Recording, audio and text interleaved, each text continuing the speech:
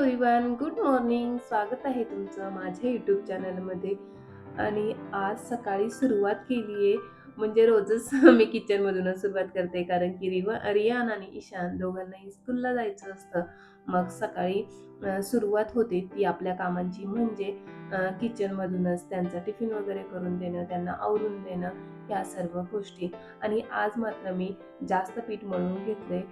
त्याचं कारणही तसंच होतं, की यांचा आज आहे सुट्टीचा दिवस. म्हणूनच सकाळी छान फ्रेश वगैरे झाले आणि त्यानंतरनं किचनमध्ये लगेचच कामाला लागले. पीठ वगैरे मळून घेतलं होतं आणि डबल-डबल वगैरे कुटाणा नको, म्हणून म्हटलं दुपारी जेवणासाठी सुद्धा चपाती तर बनवायचीच आहे, तर मग सकाळीच पीठ वगैरे मळून घेऊयात. आता ही भाजी थोडी होती, म्हणजे जी दिवसभरासाठी काही पुरणारी नव्हती.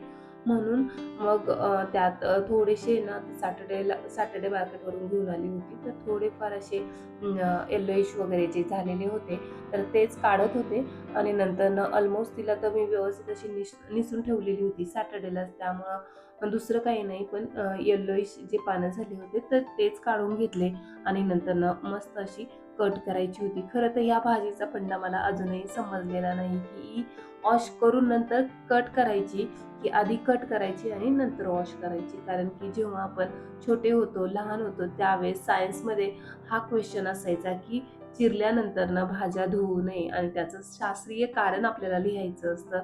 पण ही भाजी अशी आहे, की चिरल्यानंतरनं म्हणजे एवढी छोटी-छोटी होऊन जाते आणि चिरल्यानंतरनं जेव्हा तिला धुतो आपण, तर त्यावेळेस बऱ्यापैकी त्यातले जीवनसत्व निघून जात असतात आणि हाच त्याच्यामागचं कारण आहे, की आपण चिरल्यानंतरनं भाजी धुवू नये.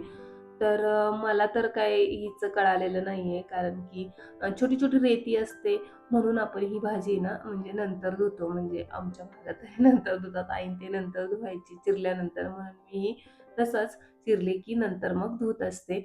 तर आता भाजी चिरून मस्त असं वॉश करून ठेवली होती. त्यामधलं पाणी वगैरे निथळून जाण्यासाठी. आणि आता इथं माझी तयारी सुरू आहे चटणीची. रियान आणि ईशानला डोसा खूप जास्त आवडतो आणि पटकन होणारा ब्रेकफास्ट आहे, म्हणून मग मीही तो जास्त प्रेफर करत असते.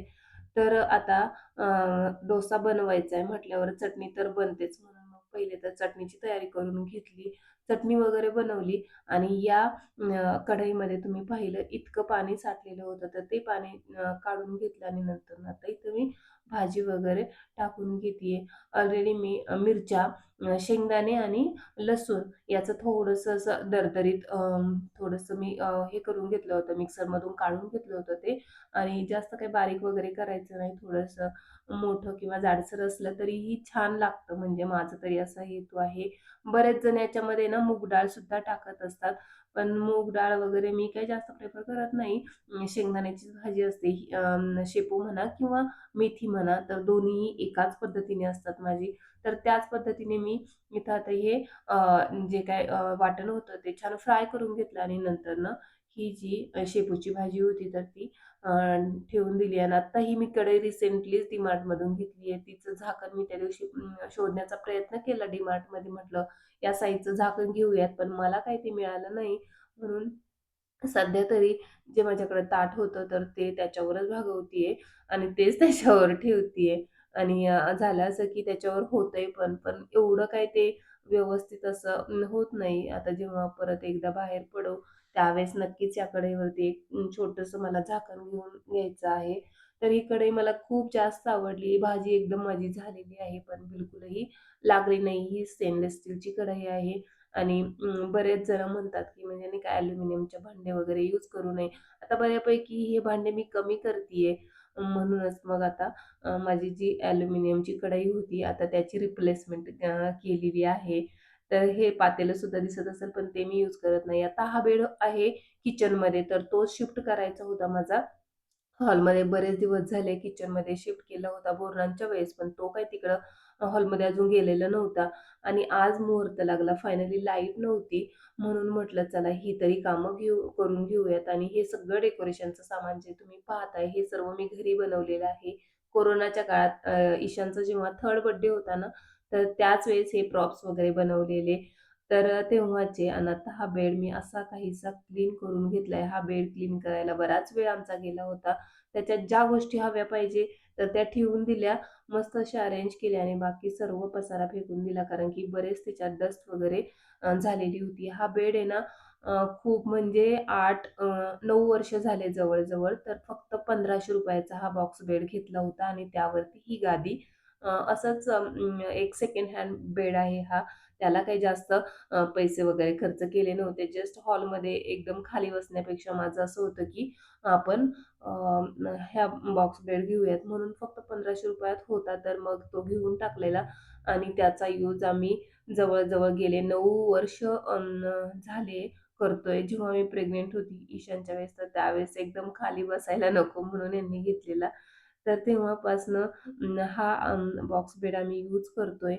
तर छान आहे म्हणजे बसायला वगैरे तसं तो बऱ्यापैकी असा जुना आहे, पण बसायला वगैरे होतोय व्यवस्थित दणकट आहे म्हणून काही नाही आणि थोडंफार स्टोअर सुद्धा होतं यामध्ये सामान, तर याचा हाच आम्हाला खूप जास्त फायदा होतोय. आता याच्यावरती गादी पण मिळाली होती त्याच्यामुळं एक्स्ट्राचं काही गादी वगैरे सुद्धा घ्यायला आम्हाला काही टेन्शन नव्हतं आणि छान वाटतंय आणि काम आपलं होतंय म्हटल्यावर मग आणखीन काय पाहिजे. तर हा बेड जवळ-जवळ आता 10 दिवस तर नक्कीच इझिली आरामशीर झालेत, की तो होता शिफ्ट केलेला आम्ही किचनमध्ये आणि आज फायनली ह्यांना सुद्धा वेळ मिळाला. ऑफ होता, लाईट गेली होती. मग म्हटलं आता दुसरं कोणतं किचनमध्ये माझं काम होणार नाही, कारण की किचनमध्ये माझ्या खूप जास्त अंधार होऊन जातो लाईट नसली की. तर मग दुसरं काय काम करायचं? तर मग पहिला हा बेड शिफ्ट करून घेतला. त्यामधलं सामान सुद्धा काढलं आणि बऱ्यापैकी छान असं क्लिनिंग माझं झालेलं आहे. त्यावरती बेडशीट वगैरे अंथरून घेऊन आता मला बाकी जी काही फ्लोअर वगैरे होतं ती सुद्धा बऱ्यापैकी खराब झालेली आहे. भरपूर डस्ट होती यामध्ये. तर ती डस्ट निघाली तर मग मला क्लीनिंग करणं ते खूप जास्त गरजेचं होतं. एक नाही तर 2 वेळा मी पोछा लावला होता आणि नंतरनं मग हे असं काहीसं घर माझं मस्त असं चकाचक झालं होतं. आता ह्या रूममध्ये थोडासा पसारा आहे कारण की ठेवणार तरी कुठं ना म्हणून मग इकडे जरा थोडासा जास्त पसारा ठेवलेला गेलेला आहे. मला कपडे सुद्धा धुवून घ्यायचे होते कारण की लाईट कधी येईल कधी नाही कारण की बराच वेळ झाला होता. म्हणून मी पहिले तर कपडे वॉश करून घेतले. टॉयलेट बाथरूम वगैरे सर्व क्लीन केलं आणि नंतर ना आता किचनमध्ये भांडी वॉश करतीये.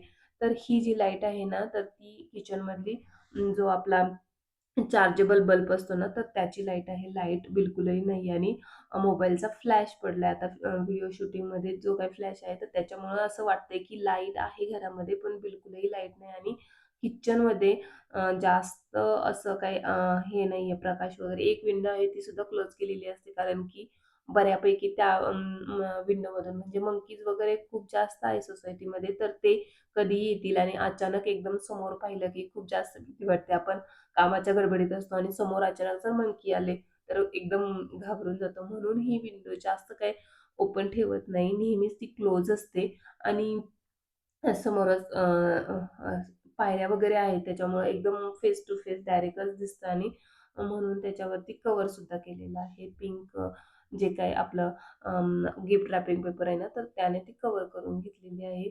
तर अशा पद्धतीने माझं इथं भांडी वगैरे वॉश करण्याचंच काम सुरू आहे. दुसरं तरी काम मला अजून करायचंय म्हणजे चपाती वगैरे माझी झालेली आहे ऑलरेडी. जी काही भाजी तुम्ही सकाळी पाहिली तर ती माझी झाली होती. पण आणखी थोडीशी हवी होती कारण की सुकी भाजी थोडीशीच राहिली होती ती आणि मला अजून वांग्याची भाजी बनवायची होती. पण मी लाईटीचाच वेट करत होते, की लाईट कधी येईल आणि माझं काम कधी सुरू होईल. आता अल्मोस्ट माझं किचनसुद्धा क्लीन झालं होतं. आणि फायनली हे बेसिन वगैरे होतं तर ते छान घासून घेतलं. मस्त असं आणि ह्या पिशव्या तुम्ही जे पाहताय वरती याच्या दुधाच्या तर त्या असतात माझ्या कचरा वगैरे टाकण्यासाठी. तर म्हणूनच म्हणजे सुकण्यासाठी ना तिथं ठेवून देते आणि त्या तशाच राहून जातात. सुकली की एक-एक जशी मला ही कॅरी बॅग पाहिजे असते, तर ती मी यूज करत असते. डस्टबिन बॅग वगैरे दुसरं काही यूज करत नाही. त्याच्यामुळं मग फटाफट आपली कामं होतात किंवा पैसे वेस्ट होत नाहीत. तसंही डस्टबिन बॅग घ्यायला जास्त काही पैसे लागत नाही. पण तरीसुद्धा ना ह्या बॅगने माझं काम होतं. तर मग असा काहीच तर मग मी त्याच यूज करत असते. तर असा काही जुगाड केला होता. आता म्हटलं स्वयंपाक बनवूयात आणि मी ना ही एक कॅन्डल इथं लावली आहे.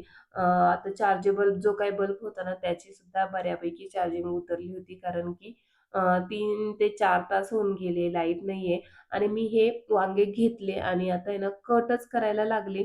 तर त्यावेळेस माझ्या हां आणि कट केला आणि नंतर लक्षात आलं, अरे आपण अ, वांगे कट करतोय आणि तुम्हाला तर माहिती आहे वांग्यामध्ये किती जास्त किडलेले वगैरे सुद्धा सापडू शकतात. त्याच्यामुळं माझ्या लक्षात आलं आणि पहिलंच वांगं कट केलं, की मी लगेचच बाहेर गेली गॅलरीमध्ये. तिथे छान असे वांगे कट करून घेऊन आले आणि त्यानंतरनं मग परत मैत्रिणीचा कॉल आला, की "अरे मोबाईलला जर चार्जिंग वगैरे करायची असेल तर ये" म्हणून. मग मी तिच्याकडे गेले खाली.